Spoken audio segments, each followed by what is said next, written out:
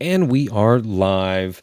Lucinda, welcome to the show. Hey Rain, good to see you. Good to see you. It has been a little while. We first chatted a few years ago at the before the release of my book, and that was in the end of 2021. So it's been a while. Time really flies by. Wow. But you had a lot of great things and advice to share with me at that time. I'm just going to go ahead and jump right in, but kind of use our conversation. You may not remember it like I do because you have these conversations all the time, and for me, it was very helpful at that time. So I self-published at the end of 2021. Very happy with what I've done with that, and the goal at that time was really to use it as a marketing tool. I was doing a lot of public speaking, so to have another resource for people. I was very aware of my audience and very connected to my audience because of this show, because of things like my TikTok channel and things like that. And you had good advice that you were like, hey, hearing all of that and learning about the book, like you said, I think self-publishing might be a good route for you. Mm, And I took that and I've been very, very happy with that.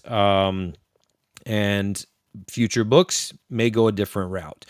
But now it is it's no longer, in my opinion, a dirty word, right? yep, At totally. one point, it was kind of like, oh, you self-published, you know what I mean? But like, it doesn't have to be. In fact, I know a lot of traditionally published, well-known authors that choose to now if they have, a good community that they're already in touch with. So let's kind of just touch base on those two primary options, the Yeah. pros and cons of both. I know this is a big question, but if you're a new author and you're considering the two, what should you consider in that decision, that big decision? Yeah.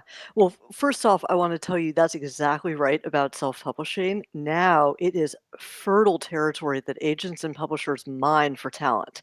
And believe it or not, I'm actually often in the chair of convincing authors I work with why they shouldn't self-publish, why an agent or a publisher would even be valuable to them.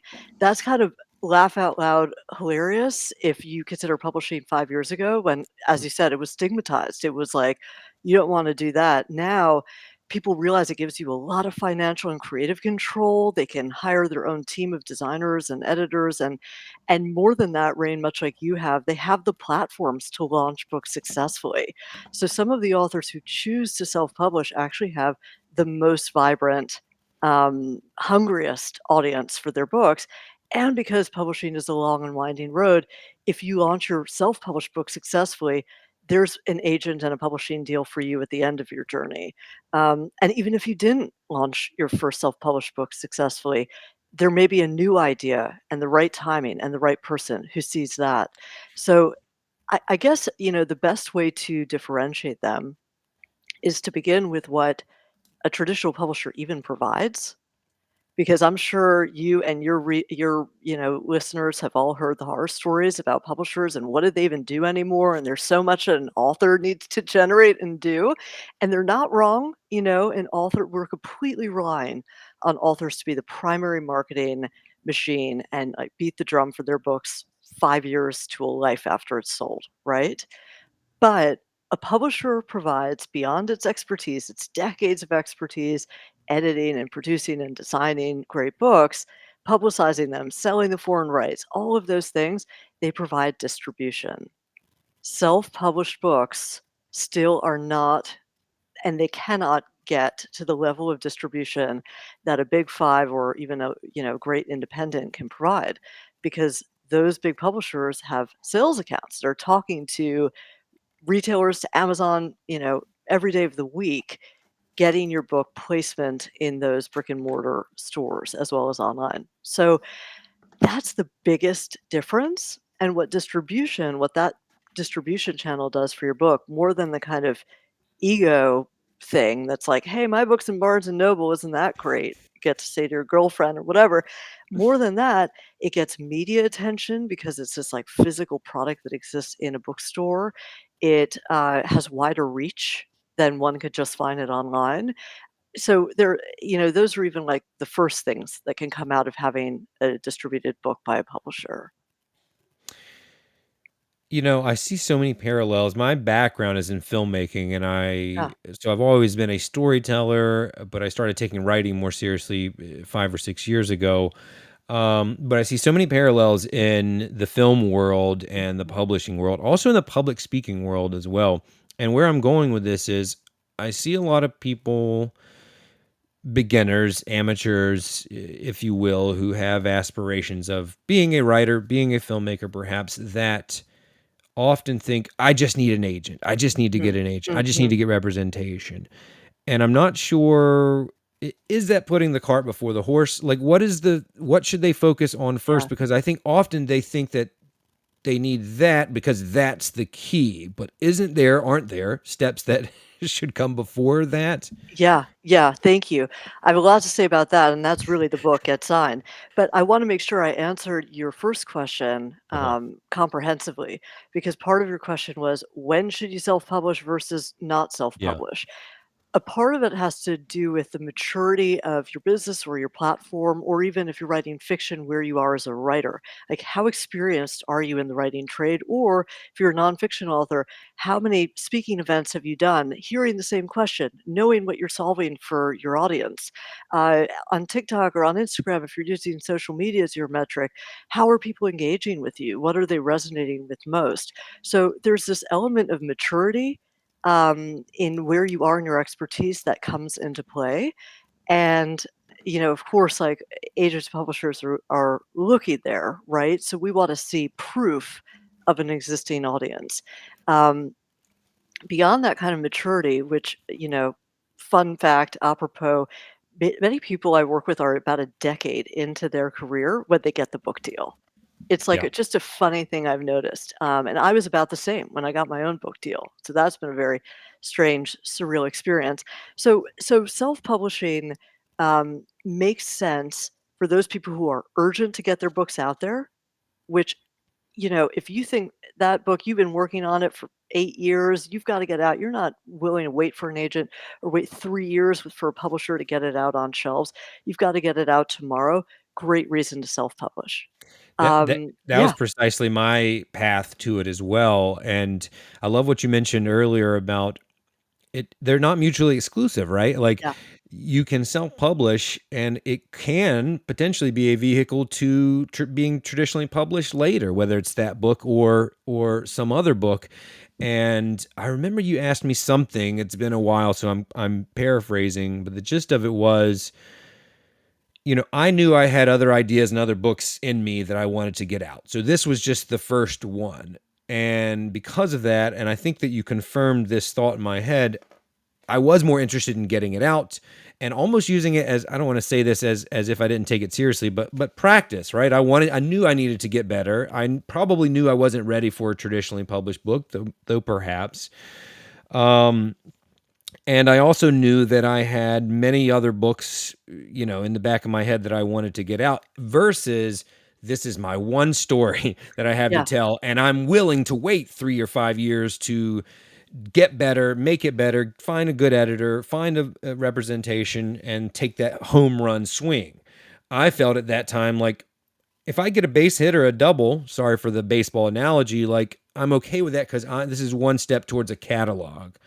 And it sounds like that's kind of what you're saying, or at least a potential Yeah. path for someone who's a first time author. It is, and every book fits into the puzzle of your career. I mean, Hmm. that's what we love to do at Lucinda Literary is which is my company, is be strategists about your larger career. So whether that's you're a novelist and you want a larger career writing fiction, or you're a memoirist, but you have several memoirs in you, which we find all the time, or nonfiction, where I specialize. It's like, how is this a tool for your business? How does it fit into the ecosystem?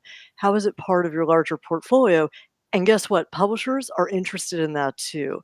It's not a selfish concern, it's a business equation, right?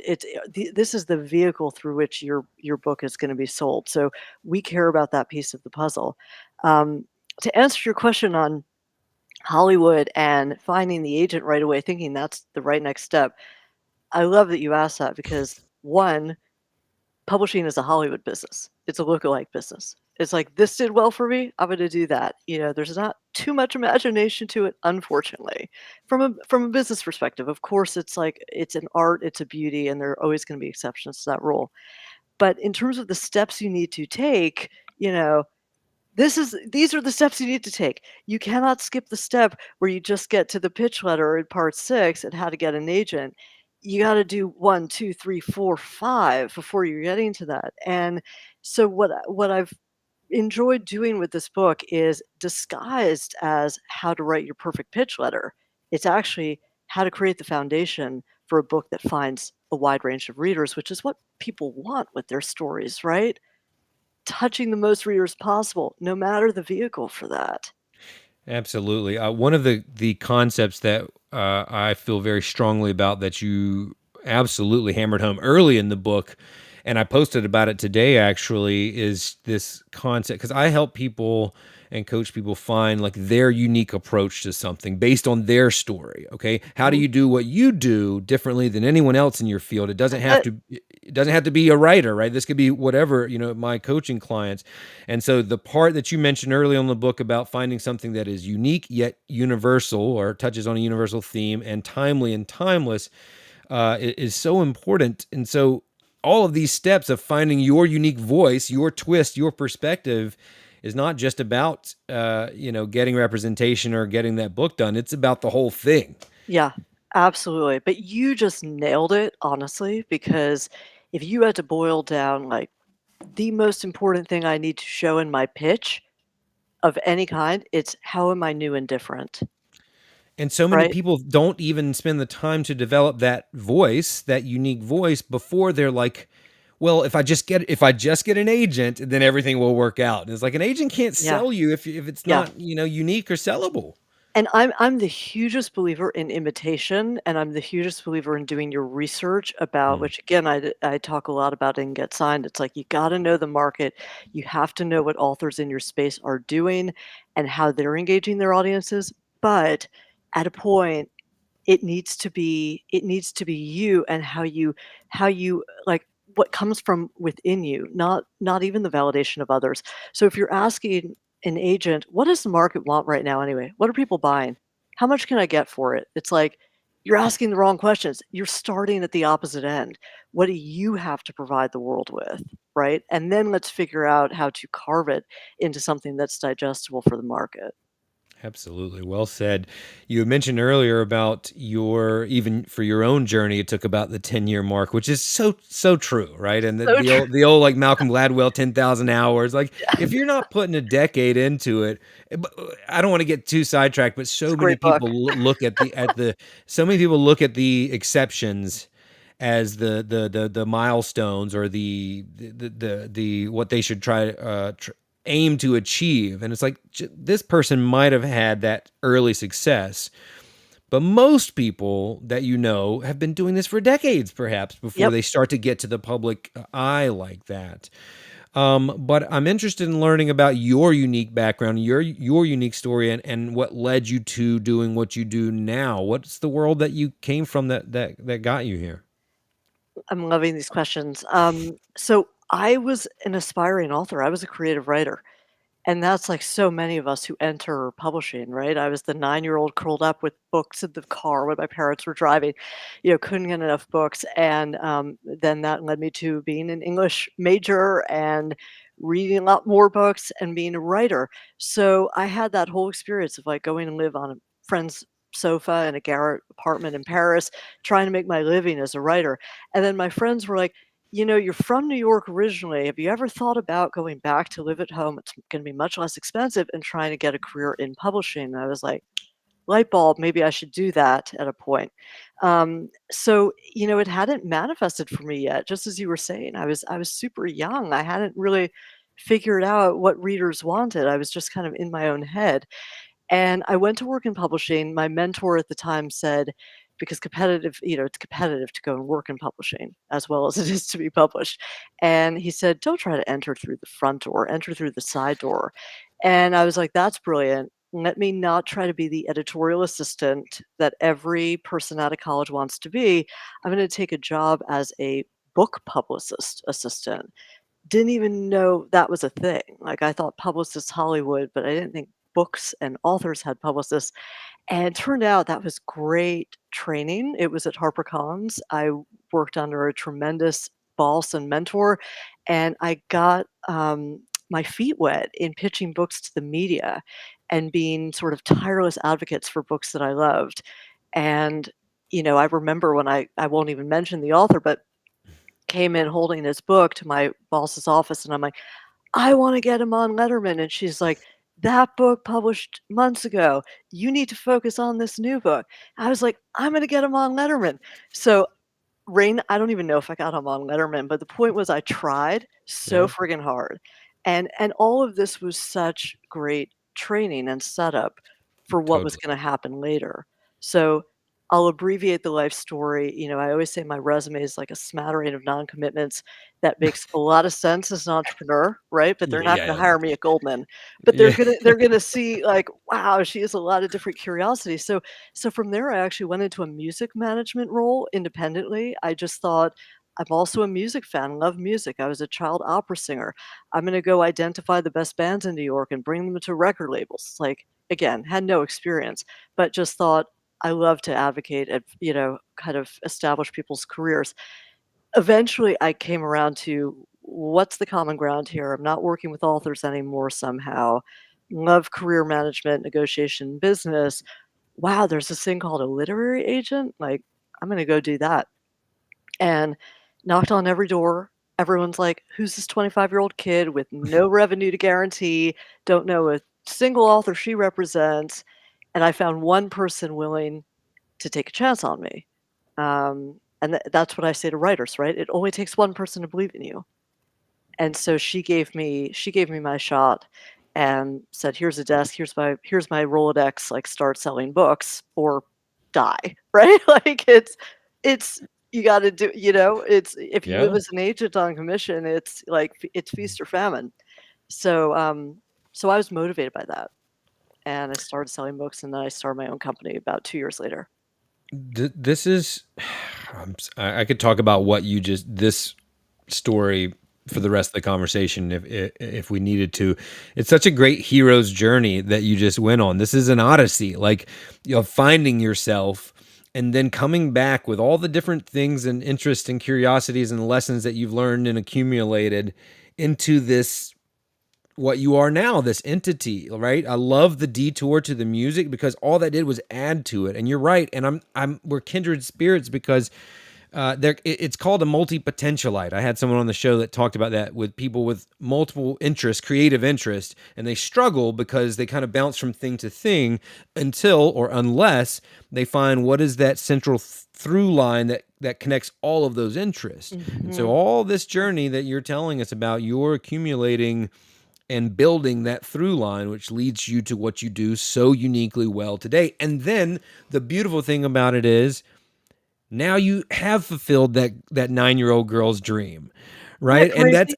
I get chills It's thinking like the about it. full circle. It is. It's so beautiful. Thank So I just want to commend you and just celebrate you for that you. because I love that whole journey. Honestly, I'm getting emotional now thinking about it because this is the kind of stuff I love to talk about on the show because we get so in our heads about it didn't work and this wasn't the door. And I love that line about don't go in the front door, go in the side door. I had Stephen Pressfield on the podcast a while back, and he had this concept of like if you only focus on one point, you can it can be a hindrance, right? Because if you don't hit that perfect target, then everything was a failure, right? But Right, instead, if right. you look at your destination as a horizon, you may land just to the right of the point and do something that you didn't anticipate doing that's just as fulfilling if not more fulfilling that's in that same Yeah. general space or in your journey actually brings you to the initial goal, which I just think is very cool. So there's no real question to that. I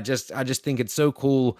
It's literally the hero's journey. You went off to Thank find you. yourself and you brought back the elixir and lived as your authentic self. It's quite Well, beautiful. here's the wild thing, and for publishing a book, like, the afterlife has been really interesting. So, the book was an infant I needed to nurture 24/7 in February and March when it came out, and now we're April, May, and it's like, "Okay, the launch is effectively over," Mhm. and guess what I love doing now? Agenting. what I did before. But Yeah. with this knowledge base and this compassion for authors and this deep understanding of where they're struggling and sort of success strategies I learned in launching my own book, which I hadn't actually seen them do before, which now I'm like so passionate to bring to them. It's so it's like my agent game has been up leveled by this experience, and I'm so happy to be back in the not in the driver's seat, but sort Yeah. of behind the talent, selling new books and editing new books and developing submissions. I'm just like, I'm so happy to be here. Well, it's got to help your ability to empathize with them, as you kind of alluded to, and therefore guide them better because like now you're not sitting across the table from them, but you can come sit down on the same side and be Yeah, like, "Look, I get it. I've been here." Instead of what I assume, this is an assumption, you know, often agents are probably, coming at it from a market perspective and what works and what doesn't work. And obviously they're advocates for their clients, for their authors, but now you can be like, yeah, I know exactly what you're going through yeah. at this act 2, dip that you're taking where you can't figure out, the way forward. So it's got to help you be better I at mean, doing that. tiny example happened last night. One of my beloved authors, best friends, whatever, texted me, like, his new outline structure, texted this to me, and I'm like, I'm not looking at my desk. A lot of my authors do this. They're just like they're so heated up by the idea, they're so enthusiastic, they gotta text their agent, "What do you think?" And it was like a slight pivot on maybe one word that was in the original outline, and I'm thinking, "Why the heck is this any different from what I saw?" And I'm not at my computer to cross compare, and he's like, it's a cosmetic detail, but I have just belabored this, and it seems cosmetic, and it's so meaningful, and in that moment, I'm like, "I know exactly what you mean," because you think of every word, you think, "What could be better about every word? What is the" Hmm. there's so much kicking of the tires in writing a book. It's like nothing I've ever been through before, and so I would have, like, agent pre-author experience would have been like, "Get over it, dude, it's an outline," in my head, I would have said that, Yeah, right? yeah, yeah, And yeah. something like that might have come out on text because 'cause I'm very direct with my authors. But, in this case, I was like, "I feel you, I know how important this is. I'm gonna look at this." And it was genuine. It's so bizarre. Speaking of being very direct, you had mentioned something earlier about memoirs. I think Mm, we are just talking about the different ways we can you can different stories that you can tell in a book format. But I I see this a lot. I know that you do too. Eh, Who I specifically help, Lucinda, are beginners, for lack of a better word. Like I help same. people get from 0 to 1 in storytelling. I'm not helping Nike or Apple or Coca-Cola. I'm helping out small businesses, solopreneurs, content creators, etc. And a lot of people, like newsletter subscribers, will come back and they want to tell their story. They want to write a book. They want to write a memoir. And I think that this is very pervasive. Like I think a lot of people land on that like, oh, well, I went through this thing, no shade, a divorce or something, like that, and they came out better. Good for them, and they feel like it's a story worth sharing with the world.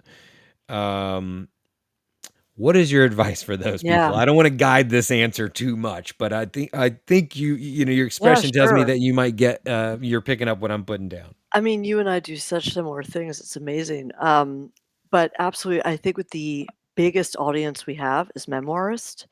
And a lot of that comes out of the catharsis of telling a painful experience, Yeah. also the mission of sharing the message and what you've learned. So it's all extremely admirable and it's all extremely brave and it's all extremely difficult. The issue is that I'm going to be straight with memoirists from a commercial marketing standpoint of if you haven't defined, again, what's new and different, where you stand in this very crowded shelf of celebrity memoirs, TikTok celebrity memoirs, whatever the case may be, household names. Um, eh, Many people or like known journalists and writers is often the case, right? Because most of these people writing memoir have not really been trained as writers. And memoir is evaluated very much like fiction. It's all about what's on the page. Mhm.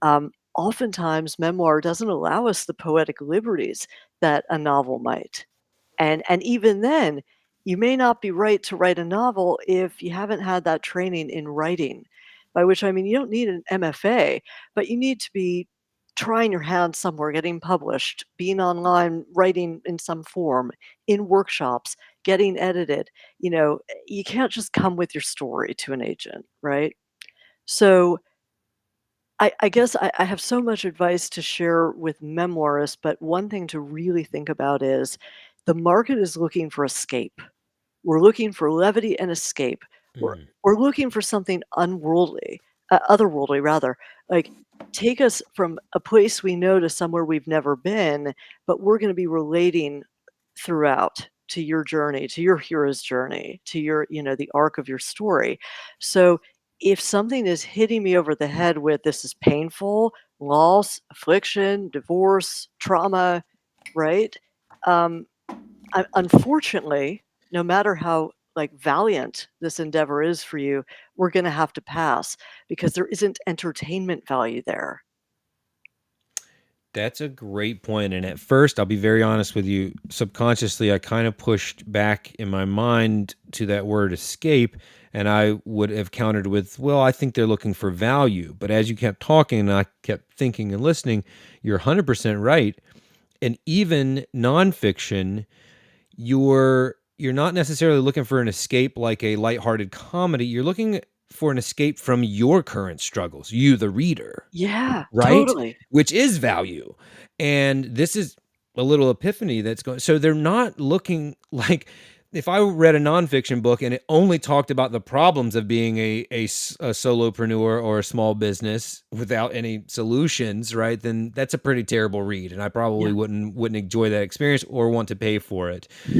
Versus right? Versus, okay, no, you're showing me the escape to Yep. those problems that I deal with every single day. You're not just bashing me over the head with it. And similarly, if we switch back to memoir land, if I'm just reading a book that's about pain, pain, pain, that's a tough pill to swallow without any sort of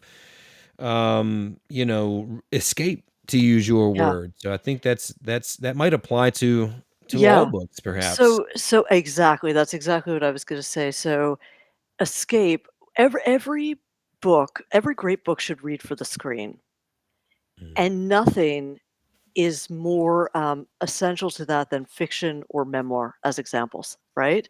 Meaning, if you're picking up a book, you wanna be seeing the movie. Your query letter is your movie trailer. We could Mhm. talk about pitch letters all day long, but that's how you need to be thinking about this. Your book is your movie, your query is your movie trailer.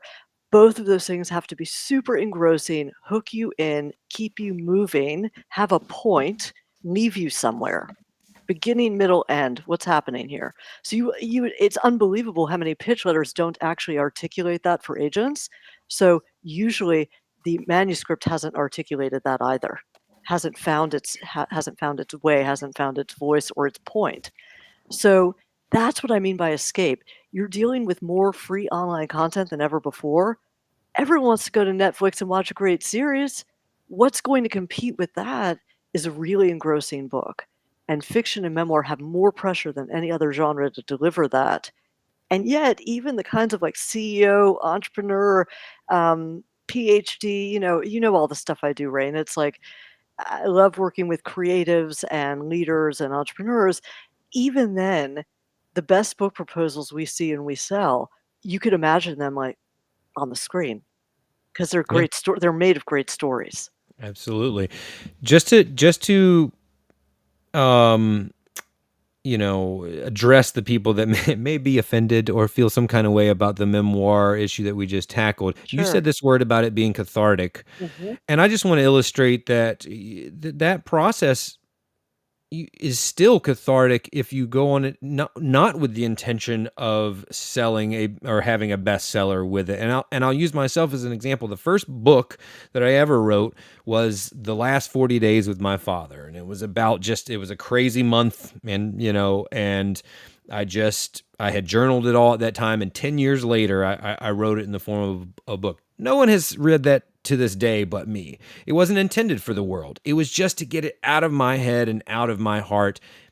Lucinda, maybe I'll publish it in 10, 15 years, maybe not, but that wasn't the point. The point was just to go through that process, and it was very helpful. Good. So I think there could be a world where someone does something like that. Like you can go through the process, but it's really difficult to sell your personal story when there aren't those pieces that we were just talking about. So I just wanted to include that too, kind of for the other side Yeah, of the thank you for coin. saying that, and it's it's practice, it's catharsis, it's sharing it, it's finishing the book, it's All of that. and you need a lot of distance from your personal story in order to write it. So that's another issue with memoirs. It's like they're fresh out, fresh out of the experience. They want to put it on paper. That's what your journal is for. If you Yeah. want to self-publish it, you go for it. But in 5 years, 10 years time, you might find that there's a novel to be written from out of that personal experience, or it's going to be like a backdrop to this great self-help book you're going to write. Totally. I mean, honestly, the practice of it was a big a big plus to that process was that I found my voice. I found how to get better at writing, and you also said this, completing it. That's such a I've got Huge. ten uncompleted screenplays as well as every other screenwriter in the world, so like just finishing it and putting the end on it was such an accomplishment and a psychological switch for me that allowed me to then self-publish the book, the nonfiction book that I did, a couple of years later. So it can still be part of the process, even if you land on that it's not exactly sellable to a wide audience. Sure. It doesn't mean that it's not worth the journey. It can quite be effective for your writing career, I think. Yeah. And Um, and honestly, rain success is the best revenge. I mean, I feel this way when my books sell or become bestsellers and all the publishers that passed, I'm like, take it. But if you're an author who chooses to self-publish because you've gotten rejected everywhere you've queried and no publisher or agent saw it, it's like, make it and you believe that there's a real audience and market for it, make it successful, like, make them see what you saw.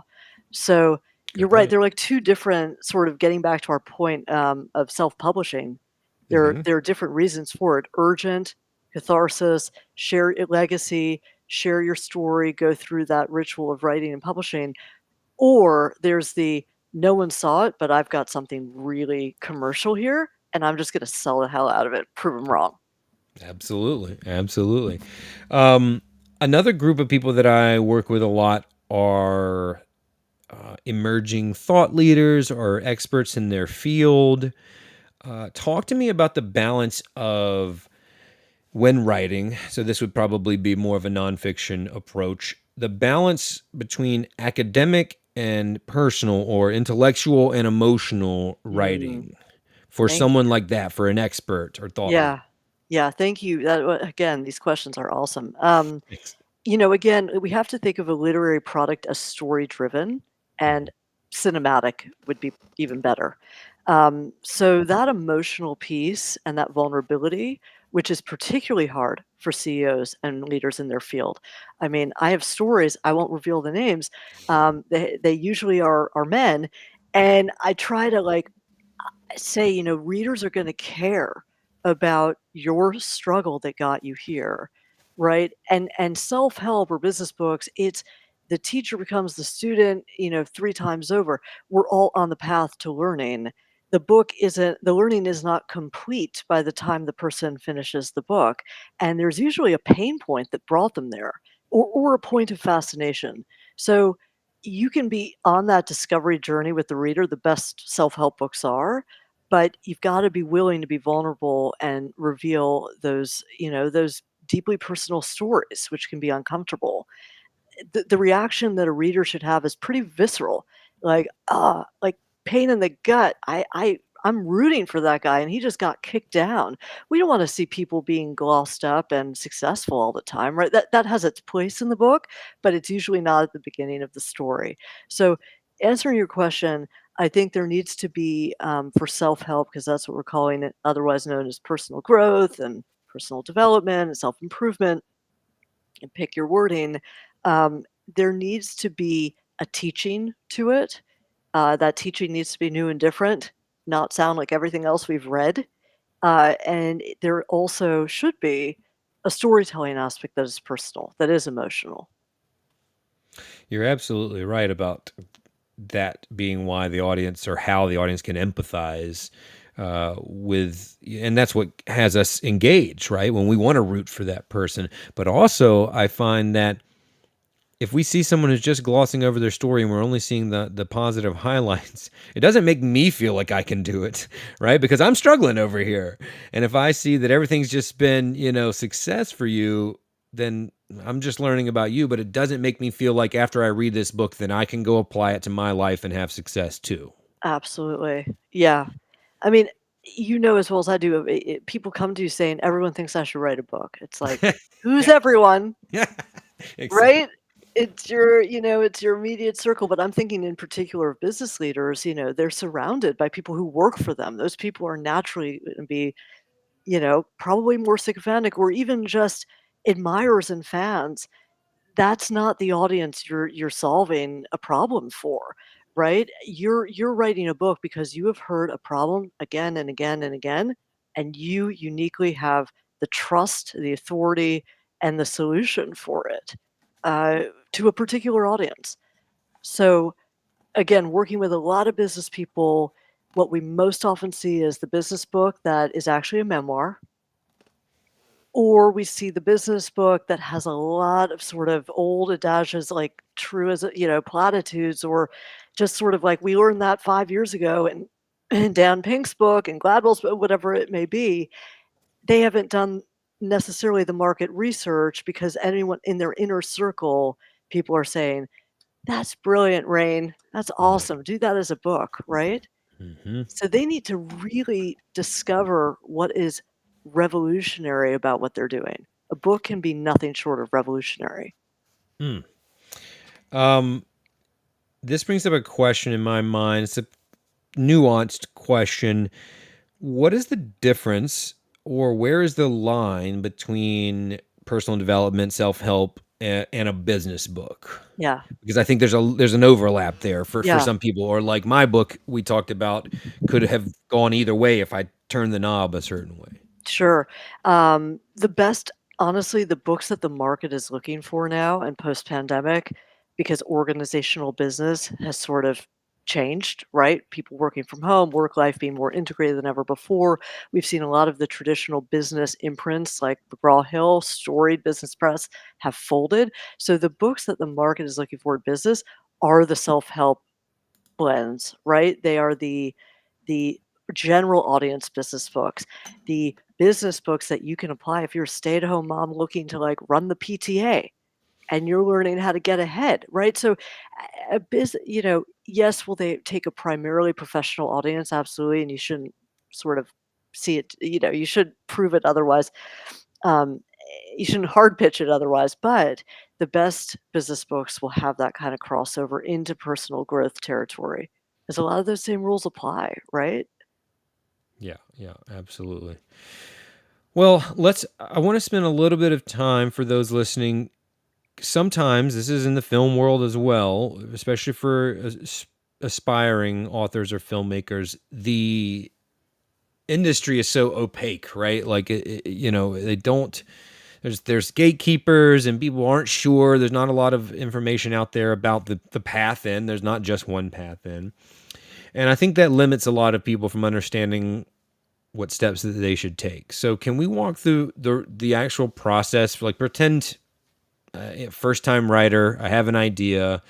You had mentioned earlier. You said something about the query being your trailer, like your movie Yeah, trailer. yeah. So let's just, I mean, very fundamental. Like, what is the process if I have a book idea and I want to be traditionally published or represented by someone like you? Where do I start? What do I do? What exactly is the process? Okay, great. So going back to that movie trailer thing, because it always resonates with people, you don't create the movie trailer before you have the movie. So first you make sure you're writing a damn good book, the best book you could write. And you're ideally getting an editor, a trusted editor. If you can't afford an outside editor, then at least someone in your circle who you trust. I always say your most skeptical best friend, right? Not the person who's just going to send you the flowery praise.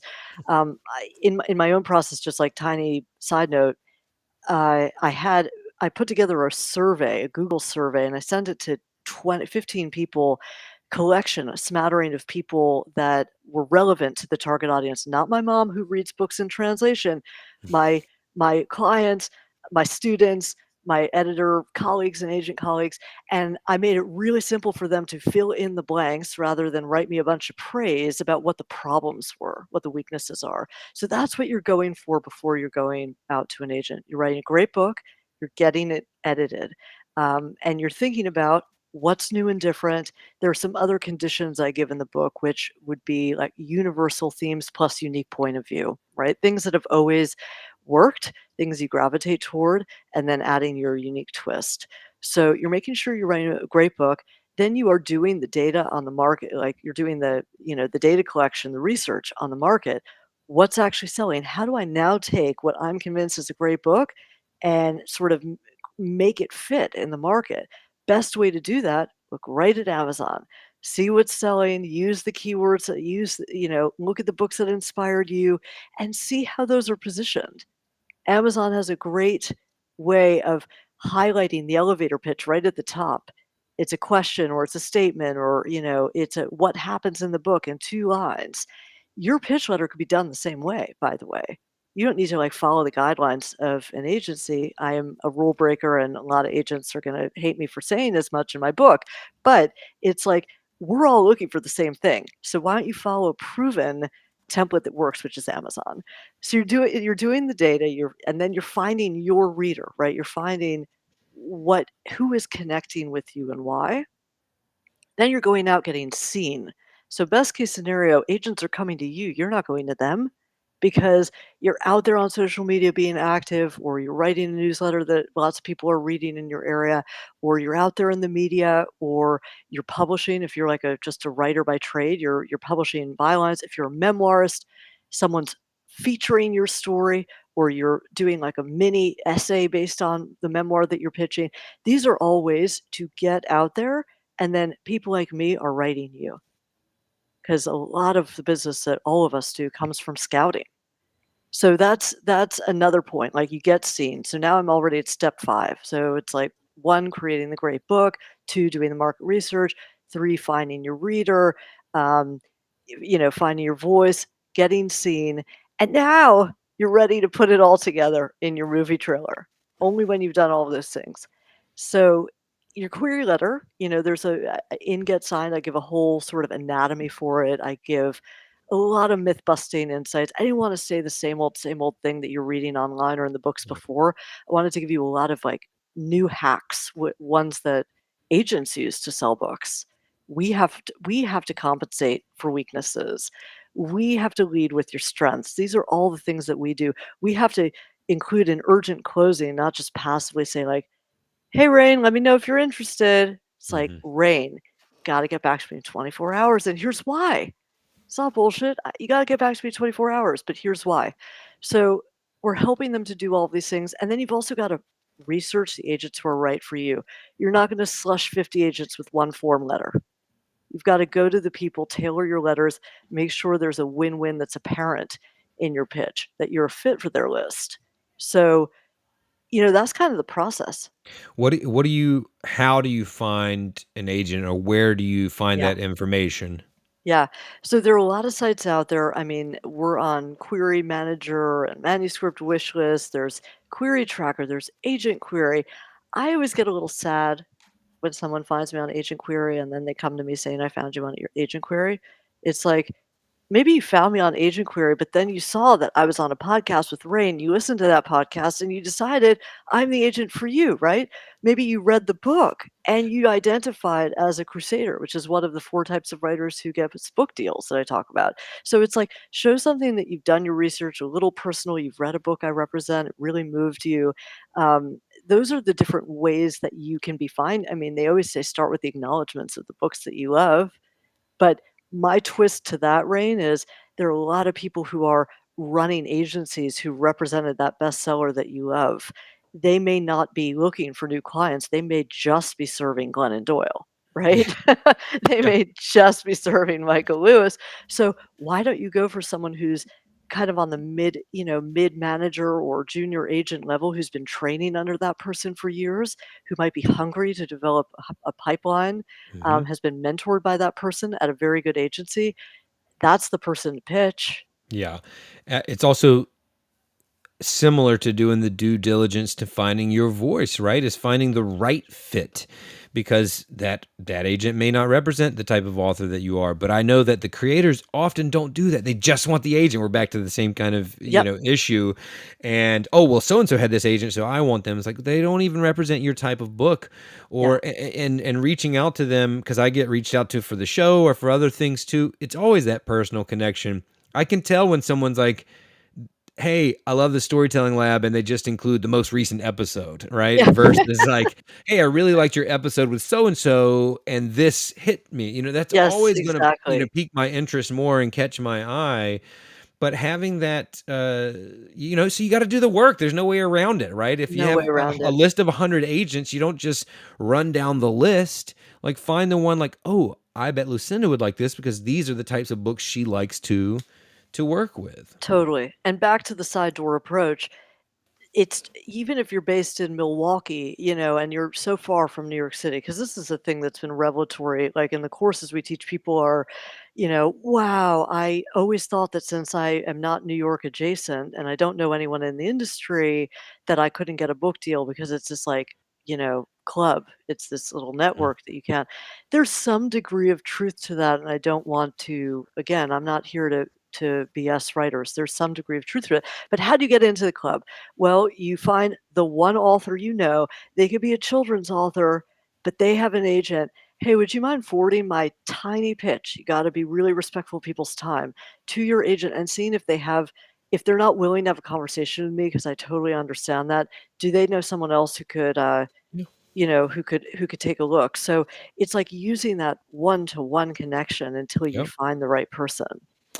It's all networking. I mean, and you're right. It Like, is. it may not be them, it may be someone they know, and it's all about how you approach it. It's not this gimme, gimme, gimme thing. And it's even that initial approach, that has to be the right person. It has to make sense for them. I've had the privilege of being connected to a lot of people through the show, and so you build that network. And hey, if you have a horror screenplay, like I have coming up, then I probably know a horror filmmaker or two now that I could send that to. Sure. But that doesn't happen unless I spend the years that I have, like, connecting with these people, making genuine connections first. I mean, Yeah, I know that's age old advice, right? Who you know. totally. But So often people won't put in the time.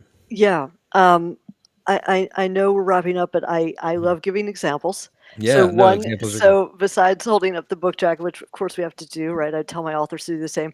But in this book, I tell the story of Susan Pierce Thompson, who is one of my New York Times bestselling authors, and she came to me when I was about to go on maternity leave with my first kid, and I almost didn't take the call because I wasn't looking to sign up new clients.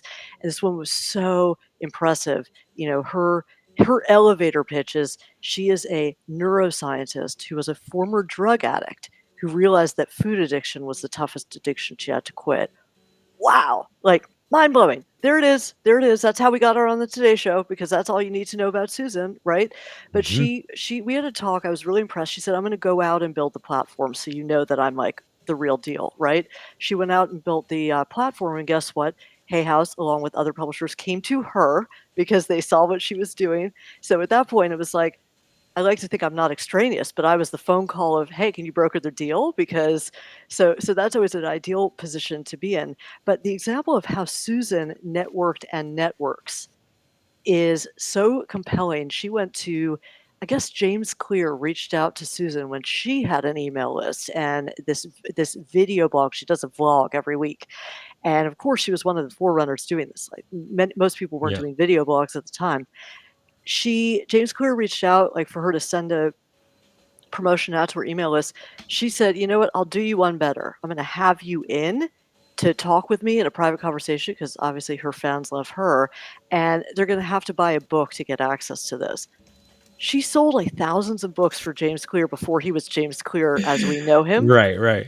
Comes time to launching her last book, and she's like, "Knock, knock, James.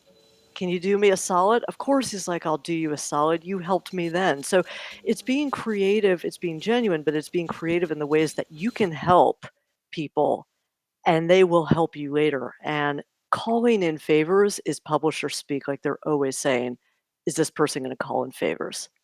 That's it. It's the one shot you've got when you launch a book. So, anyway, enough time spent with me. Um, Well, one last thing yeah, before we go, you had mentioned, scouting. yeah, What are you currently looking for moving in, and now that the book's out in 2024 and beyond, are you looking for new genres? Are you looking for like what are you scouting for yeah. at this moment? Thanks for asking. So I am a sucker for books by psychologists or entrepreneurs. Like I notice time and time again when those come into my slush pile, I immediately look at them, because they've been my greatest teachers historically, and they've been fun to sell, and they've been, my big sellers. So I've developed the relationships, the expertise in it. So of course, I'm still looking to do, if it ain't broke, don't fix it. That's my specialty. However, I am now taking some liberties, you know, doing what I love, which is I do love literary stuff, right? I was a reader first and foremost, so I wouldn't say I'm looking for literary fiction, that being incredibly tough without, like, super tight credentials, being in the club, and even so, I think it's a very hard category to sell in as a new author, but commercial, upmarket, well-written novels for smart readers, likewise narrative nonfiction. Give me a Bad Blood or business narrative or an Uncanny Valley, like, if there is a business setting and a coming of age. A Sweetbitter would be another example from years ago. That's always like, that's gonna be great, but narrative nonfiction that reads like fiction. So to answer your question, like, really, really tight, I do a lot with big platform authors. If you have a big platform, come right over here. I know how to get you a great book deal. But I'm also interested in literary writers, just like writers by trade who can write super well. And that's an area that I just haven't explored to the level that I feel like I now have the permission and the interest in exploring. Well, awesome. Maybe we can make that happen going into 2024 and 2025. Hopefully, you can Great. get some new ones. Yeah, if I know anybody, I'll send them your Amazing. way. But listen, this has been incredible. We covered so much ground. This is exactly what I wanted out of this conversation. Oh, I thank appreciate you, you and your Rain. time so much. Thank you so much. Well, we need to catch up. Let's Um, do that, yeah. seriously, but I wanna say, like, congrats on the book. I meant what I said earlier, like, I'm so inspired by your hero's journey, as I Oh, thank called it, you. and, this is really cool to see it manifest in this. Amazing. Thank you so much, and thanks to everyone who's watching or listening.